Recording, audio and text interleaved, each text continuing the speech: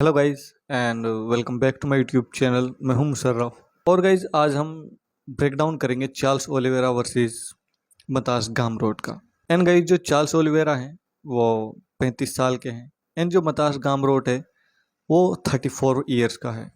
तो साल सिर्फ एक का ही डिफरेंस है दोनों की एज में। जो चार्ल्स ओलिवेरा हैं उनका pro MMA record 35 wins 11 losses है।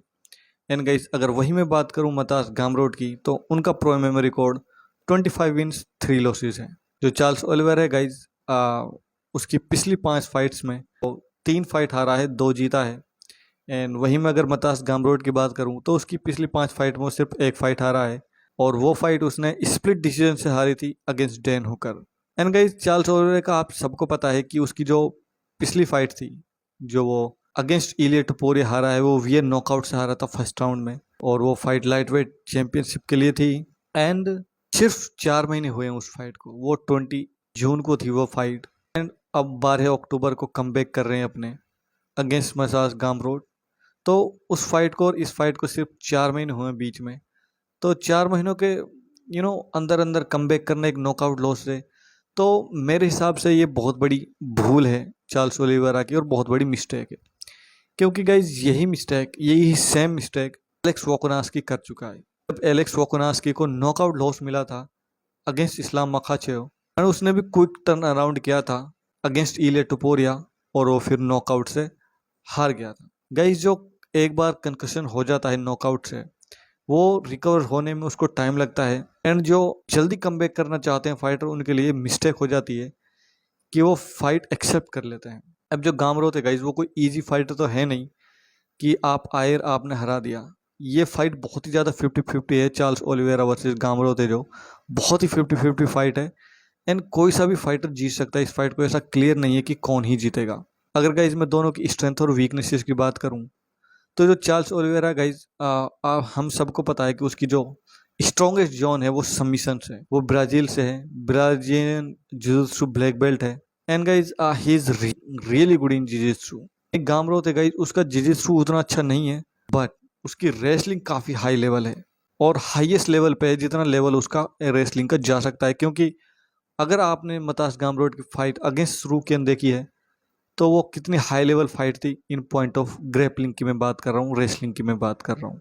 जो चार्ल्स ओलिवेरा गाइज उसको हमेशा प्रॉब्लम रहा है उस फाइटर के अगेंस्ट जिसकी रेसलिंग काफ़ी अच्छी हो। एंड मतास गामरोट की रेसलिंग काफ़ी अच्छी है, लेकिन एक चीज़ में ओलिवेरा यहाँ पे अच्छा दिखता है, जो स्ट्राइकिंग है वो ओलिवेरा की मेरे हिसाब से ज़्यादा बेहतर है देन मतास गामरोट। क्योंकि मतास गामरोट को काफ़ी प्रॉब्लम हुई थी अगेंस्ट डैन होकर स्ट्राइकिंग में। एंड जो चार्ल्स ओलिवेरा गाइज उसके पास लेजिट नॉकआउट पावर है and he always give tough time to anybody who fights with him. Poirier को स्ट्राइकिंग डिपार्टमेंट में काफ़ी टक्कर दी थी ओलिवेरा ने, जस्टिन गेजी को काफ़ी टक्कर दी थी स्ट्राइकिंग में ओलिवेरा ने। सो गामरोट के लिए जो स्ट्राइकिंग है वो काफ़ी प्रॉब्लम दे सकती है ओलिवेरा की इन दिस फाइट।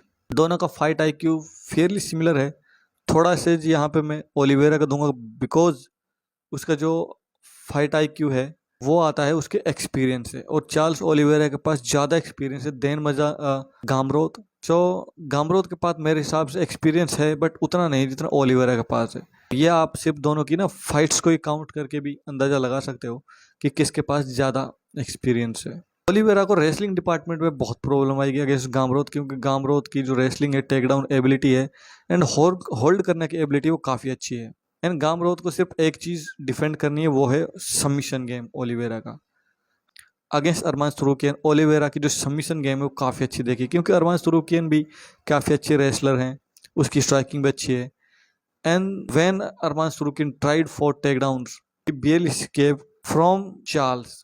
जो चार्ल्स ने उस पर ना सबमिशन अटेम्प्ट ट्राई किए एंड जो लेग लॉक्स और जो उसकी स्पेशलिटी है चार्ल्स की वो बहुत ज़्यादा डीप जाती है। तो गामरोत को जब वो टेक डाउन्स के लिए जाएं तो उसको बहुत ज़्यादा ध्यान रखना पड़ेगा कि ओलिवेरा को कहीं सबमिशन विक्ट्री ना दे दे, क्योंकि इसके बहुत ज़्यादा हाई चांस है कि चार्ल्स ओलिवेरा एक सबमिशन विक्ट्री ले सकते हैं इस फाइट में। वैसे ये फाइट दोनों ही 50-50 है मेरे लिए।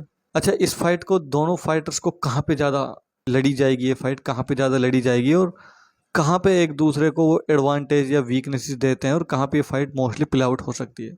अकॉर्डिंग टू मी तो गामरोथ का सिर्फ एक ही प्लान होना चाहिए इस फाइट में, just go for the takedowns, try to not give any submission to Charles Oliveira. इसके अलावा उसका दूसरा कोई गेम प्लान होना ही नहीं चाहिए अकॉर्डिंग टू मी। तो क्योंकि अगर वो सिर्फ स्ट्राइकिंग बैटल करेगा अगेंस्ट ओलिवेरा तो बहुत ही ज़्यादा मुश्किल हो जाएगा उसके लिए, because Oliveira is a really good striker. एक नॉकआउट लॉस के बाद आ रहे हैं तो थोड़ा तो प्रॉब्लम होगी ओलिवेरा को, बट मुझे ऐसा लगता है कि इवन दो नॉकआउट लॉस के बाद है फिर भी वो अपने आप को अच्छे से मैनेज कर पाएंगे, सिर्फ अगर फाइट स्टैंडिंग रहती है तो।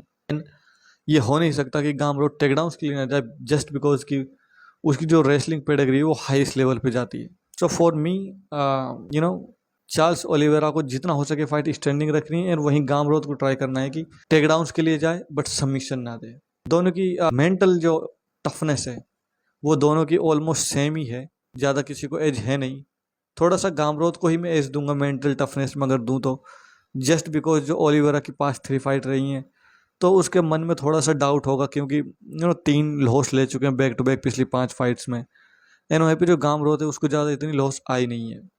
एंड गाइज गामरोथ वो बंदा है जो पिछले सेवरल ईयर से ना हो, अब तो 2-3 साल हो चुके हैं, जो 4 टाइटल के लिए बैकअप फाइटर रह चुका है टाइटल फाइट्स में, पर उसको अभी तक अपना टाइटल शॉट नहीं मिला है।